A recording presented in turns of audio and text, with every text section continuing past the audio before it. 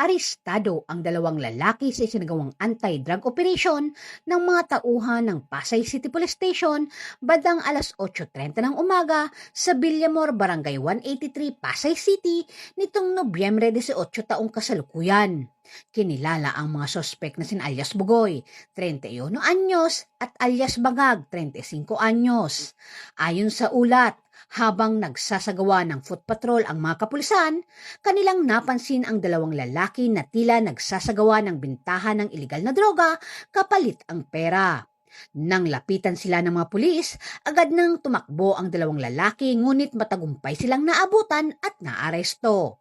Narecover sa kanila ang isang maliit na pouch, 7 plastic sachet ng hinihinalang shabu na may timbang na 5.37 gramo at may standard drug price na 36,516 pesos.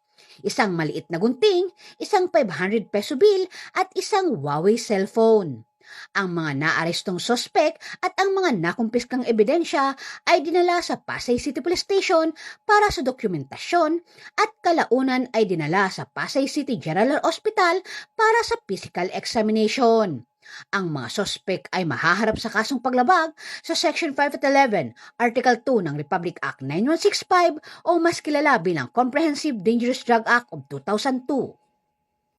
Mula dito sa Camp Bagong Diwa, Bikutan, Taguig City, ako po ang inyong PNN correspondent, Patrolwoman Ivy Corporal, alagad ng batas, tagataguyod ng Balitang Pulis.